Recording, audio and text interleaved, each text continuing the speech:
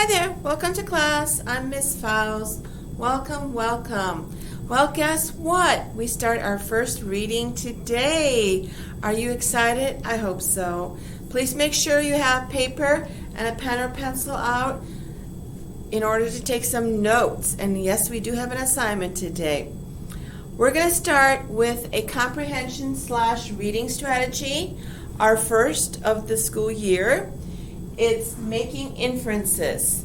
Again, please make sure you take notes. Making inferences. I can tell you right now that most of us will have used these strategies that we're going to talk about during the school year, but may not have been told, oh, that's making inferences. Oh, that's this strategy. Oh, that's that strategy. That's okay. So when you hear about making inferences, you might think to yourself, hey, I do that. I'm already doing that. How neat is that? Yes, it is neat. And make sure you understand that when we talk about these strategies, they are for better reading, for better understanding, but not just in your English class. It could be in any class. It could be in your American history class. It could be in your biology class. It could be in your health class, no matter what class. Any class where you have to read and have to understand what it is that you're reading. So these strategies, I hope, will help you for better comprehension, for better understanding. Okay? So when we talk about making inferences, this is what we're dealing with. Please make sure you're copying this down at some point. It's a direct quote, and that's why it's in quotation marks. When we infer while reading, in other words, when we make guesses, educated guesses, we use knowledge that we already have. So it's prior knowledge.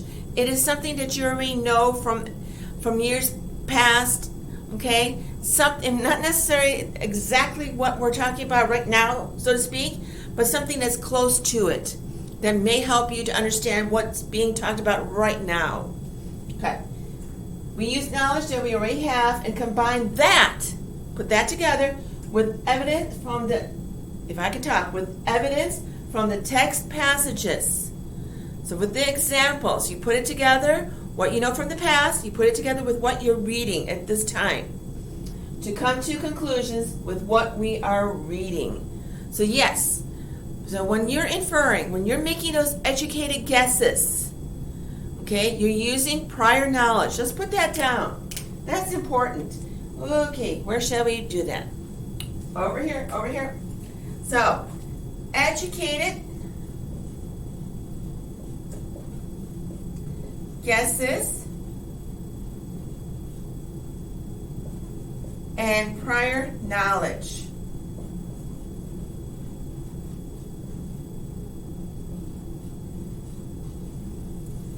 Okay? Do we have that? Educated guesses and prior knowledge. So when we make inferences, we are making educated guesses because we're basing our guesses off of something that we already know. Something that could be very similar to what we're reading about now. Okay? So you take that and what you're reading now, you put the two together with whatever examples, with whatever evidence, whatever proof that you have right now. You put that together and you come up with a conclusion about what you are reading, what the passage is about. Okay? Does that make sense? So this is a good strategy to use. It's also a good one to start our comprehension reading strategies with.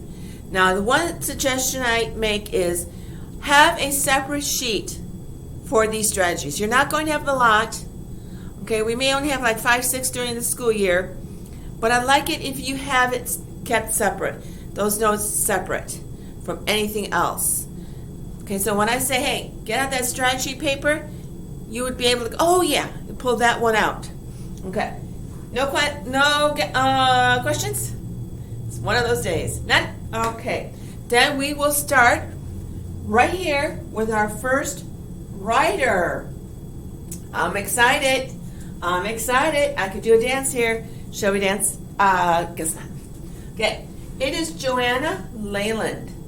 Okay. She was born 1951. There's no other day, meaning she's quite alive. Okay. She is a short story writer and a novelist. Okay. There's really not that much about her. Amazingly, most writers, it seems like it goes on and on. She's one of those writers that you just, yep, this is it. Those few facts and nothing more. Okay, so we know she's a short story writer and novelist. She was born in South Wales, okay, near England. Okay, but she grew up in England. All right, then she decided to move to Rome in 1984, but she decided to go to Rome just temporarily because she intended to take a job in Tokyo. But guess what? She fell in love with Italy. You know, lasagna, spaghetti, all that wonderful stuff. Oh yeah. Oh yeah, it can do it for you. So she decided to stay in Rome. Never made it to Tokyo. That's like, where is that? Okay. The one thing about her is her fascination with the ancient world. In other words, Greek and Roman mythology. So she's heavy into mythology. Okay, so those of you that like mythology, like the gods, like Zeus and Hera, Apollo, and all that wonderful stuff, you'll love Joanna Leyland. Okay? She's really into that. All right? Do you have any questions? Like I said, very short. Okay. So, we're going to deal with her story, and it's a very short story. I'm going to tell you right now, next class period, let me make sure, let me check my plans. Next class period, we are going to do, remember how I said mythology? Okay, the story we're going to read today does have mythological pieces, background to it somewhat. So, excuse me. So next class period, I'm going to go over the myth part. Okay? Now, I'm not going to have you worry about it today. Just be aware of that and be prepared for it. So for today, what I want, follow me over here. This is what you're going to do. I want you to read her story, and it's a short story, and it definitely is short. It's called My Name is Electra. Okay? Here is a website where you can find the story. Now, be aware, I didn't put it all the way across. So when you get to the underscore here, it goes to printable. Does that make sense? Version underscore printable all the way down to here. Now, feel free, if you don't want to go to this website, be aware. You may not find a lot out there on her and her work. Okay, she's just one of those writers, but a good writer. Okay? So, you might be limited. You may be stuck, so to speak, with this website. You're going, oh, let me write all that down. Okay, so feel free to use this one or any others. Just put My Name is Electra, her name in there, Joanna Leyland, and it should pull up. Okay, now what I need you to do, not only read it, I need you to read it. Be aware, next class period, I'm going to go over the story with you. And again, let me make sure, because the days go together so quick, I don't want to say something and I'm going, no, that's next week. No, that's down the road. Okay, and guess what? We are nearing the first literary essay. And you thought we were just doing that one, And technically, it's the second essay of the school year. Okay, well, we're getting ready for that next class period. So do not forget, I'll go over the story with you. And I'm going to talk about the myth regarding Electra. And then the topic, we'll get into that. But I need you to answer two questions. Or, well, one question, one statement. What inferences, what educated guesses can you make about Electra? Okay, look at the relationship, she with her father, for example. Then discuss Electra, her father, and her mother. Tell me about them. Please don't just say, Electra major character, mother minor. No, that's great. Tell me about them. What did you learn about them while you were reading? Again, think about inferences. So I need you to read, and I need you to work on this. Okay? Any questions with that?